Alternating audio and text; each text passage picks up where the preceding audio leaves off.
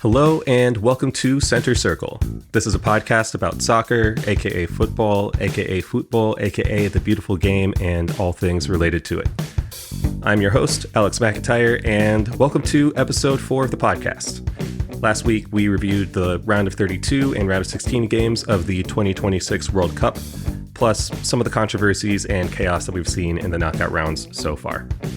In today's episode, I'll be recapping the quarterfinal and semifinal matchups of the past week. So let's just hop right into it. First up, the quarterfinals. All right, so let's kick off with France versus Morocco. That was the first quarterfinal game. Not a whole lot to say about this one. Got to give some flowers to Morocco. They had a pretty good tournament. They made it to the quarterfinals and were facing off against a French team that had actually knocked them out of the semifinals in the previous World Cup in Qatar in 2022. I mentioned the 2024 Olympics a few episodes ago. Morocco also looked really good in that tournament with their under-23 team. If you don't know, the men's tournament in the Olympics for soccer, teams are allowed to play with what they call a U23 team. So players under the age of 23, plus a few older players just to balance things out. Morocco made it to the semifinals in the 2024 Olympics, lost 2-1 to Spain in the semifinals, beat Egypt 6-0 to win the bronze medal there. And they looked good again for most of this World Cup. They just come off of a round of 16 game where they'd beaten Canada 3-0. But France looked comfortable. Mbappe and Dembele pulled through for them again, scored a couple of really nice goals. Pretty straightforward win for France there. Spain versus Belgium. Belgium was the first team in the World Cup to have scored on Spain. Spain and Unai Simon, the first choice goalkeeper for that team, went like 650 something minutes of shutout soccer, no goal scored on them, which is a new record in the men's World Cup.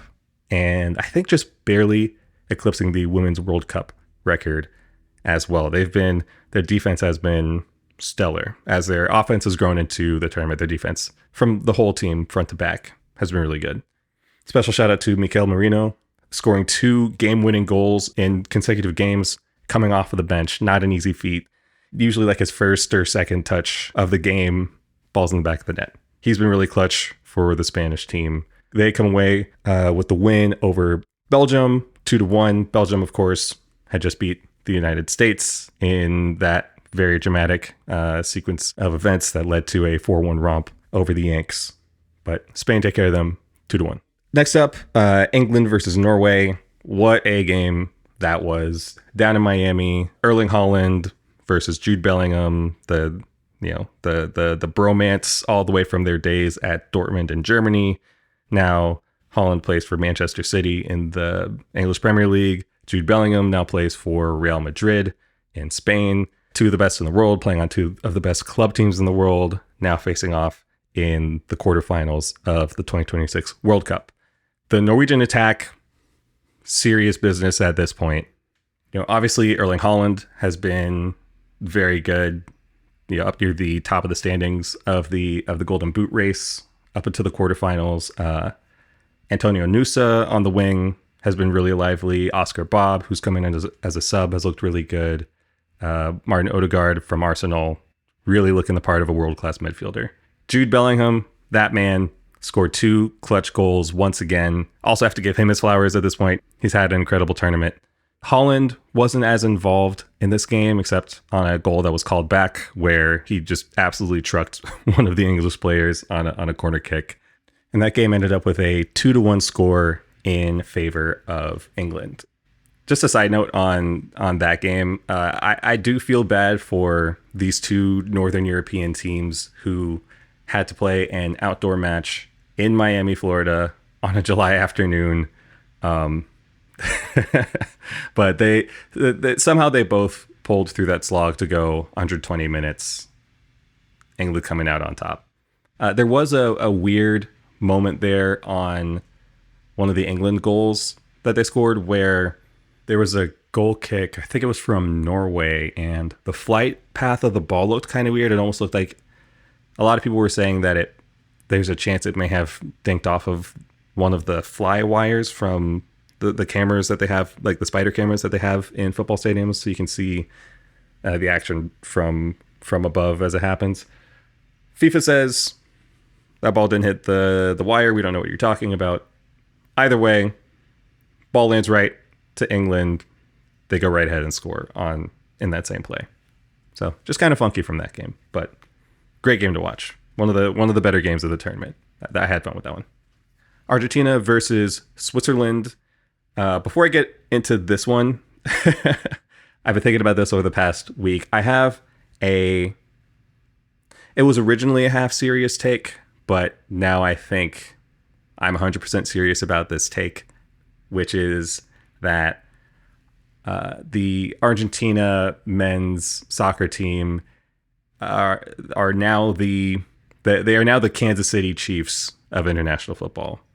If you're not an American football fan, Kansas City Chiefs, you got Patrick Mahomes, you've got Mr. Taylor Swift, aka Travis Kelce.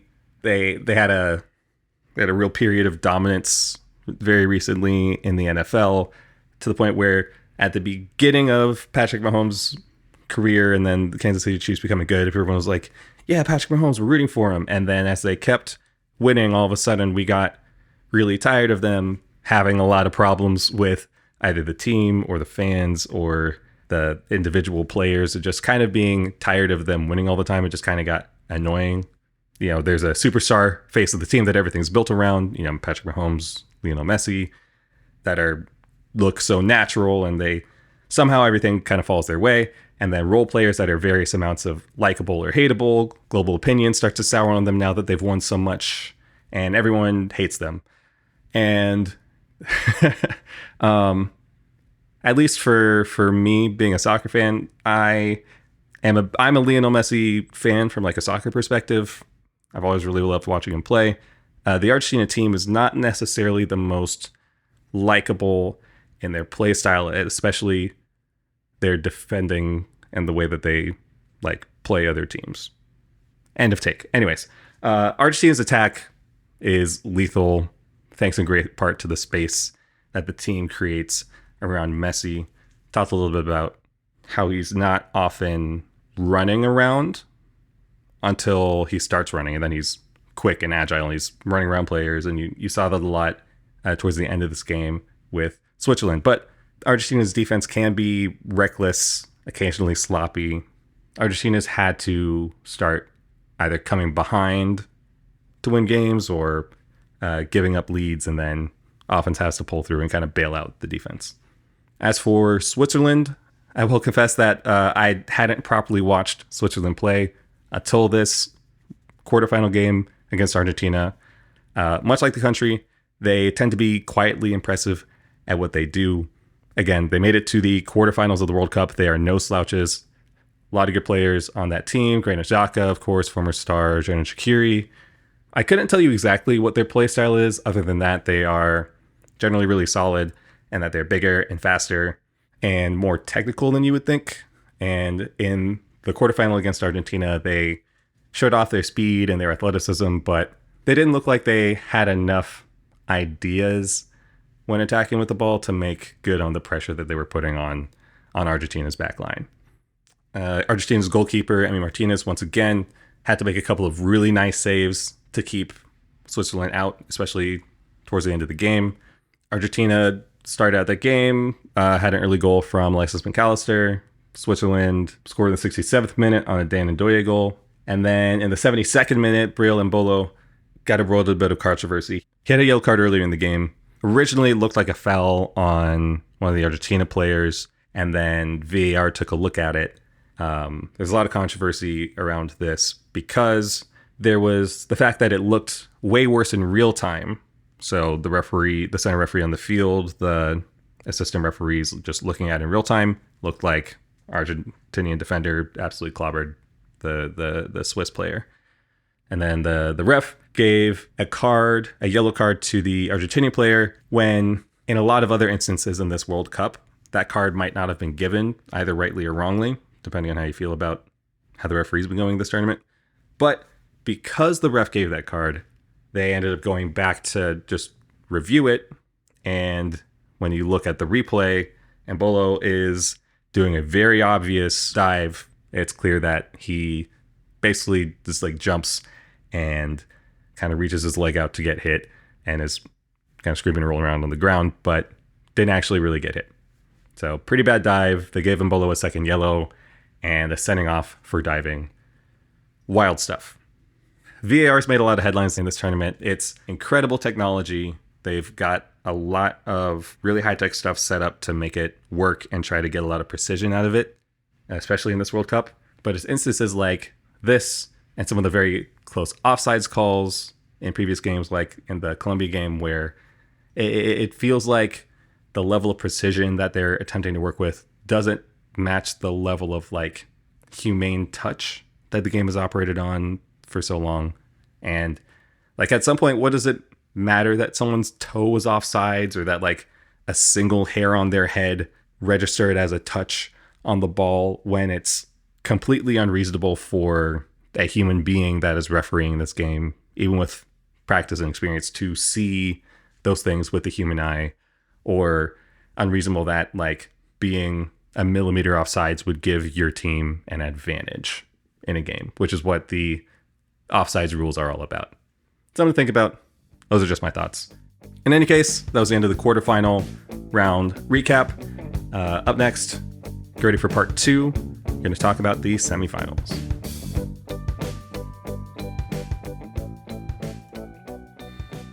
All right, so the semifinals of the 2026 World Cup. Only 4 teams left. Only 2 can make it to the World Cup finals. We had 2 incredible games for 2 very different reasons. First up was France versus Spain. Spain, the current Euro winners, the European Championship winners from 2024. France played in the previous 2 World Cup finals. They beat Croatia in 2018, lost to Argentina on penalties in 2022. Now, I have to say, on the record, that originally I had Spain as my pick to win the tournament. That's just because I really like the way that Spain plays. I was watching the Euros of 2024, was really into that. But pretty soon after the World Cup started, I switched my pick to France because they just looked so darn strong and good and unbeatable and inevitable. So I did switch my pick. And in this game, I was proved wrong. That's the thing about the World Cup, is that, especially in the semifinal stage, is that it's the best in the world against the best in the world. And at this point, you can only play the game on the field. It's not just who's better on paper. The game is played out there, 11v11. Ball's got to go in the back of the net. Ball don't lie. You know how it goes. Coming into this game, neither team had played behind in this tournament before Spain got the first goal. Spain arguably had control of that first half, which is kind of to be expected with how they play.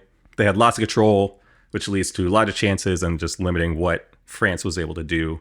France looked kind of dangerous on the counter, but they didn't take advantage of the few chances that they had the opportunity to create. And Spain did a really good job of keeping France in check and making their defenders work.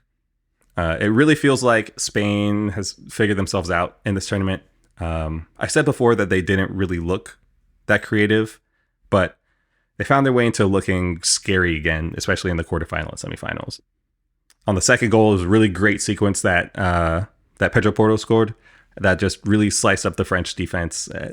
Unfortunately, Doué, who had just come in as a sub for France, was just caught ball watching.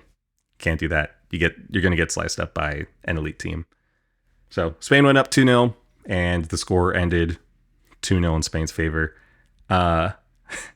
This was the first game in which I think France looked like they were in any kind of trouble, which, to be fair, the only 2 teams I've seen give them trouble over the last 4 years are Argentina, who, played their way to a 3-3 tie and then beat them in penalties to win the 2022 World Cup, and Spain, who beat France on their way to winning the Euros in 2024. A couple of the call-outs. Lamine Yamal would have had an incredible goal in the second half if he wasn't offsides. That was like an actual proper offsides call. He had the advantage, at a half a step, half his body was leaning offsides there. But I think that was some of his best dribbling work, really shifty stuff to and then a nice shot to put it in the back of the net. Doesn't count, but really, really cool looking stuff. That kid's got a lot of flair. I like him. The last half hour of that game was wild. France had opportunities, but Spain is absolutely elite at playing keep away possession soccer. And yeah, it's been a long time since I've seen the men's French team look legitimately frustrated. It feels like the way that Spain controls possession somehow makes their defense better. That's what the eye test tells me when I'm just watching the game.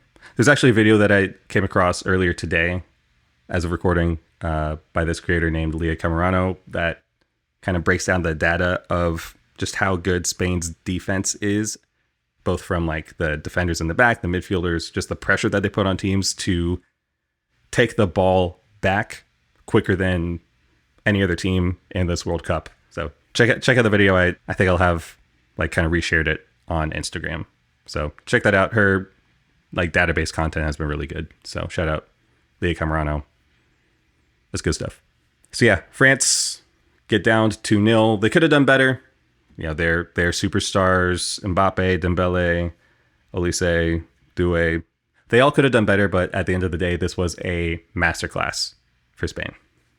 And last but not least, have to talk about the England versus Argentina game. I don't think my nerves have recovered from watching that one. Another all-time classic, I think, from this World Cup. There's a lot of history going into the game. England versus Argentina was the matchup in the 1986 World Cup, where the Argentinian legend Diego Maradona and Argentina beat England. This was the famous Hand of God game where Maradona scored on a handball that wasn't called on the play. Didn't exactly have VAR. Back in the day, back then. I think there's videos of that goal now on YouTube, like archive footage. So if you want to watch that insanity, check that out on YouTube. England came into this game having not won a World Cup in 60 years. Their last one was 1966. Often making it deep into tournaments like the Euros, previous World Cups, but never being able to get the job done.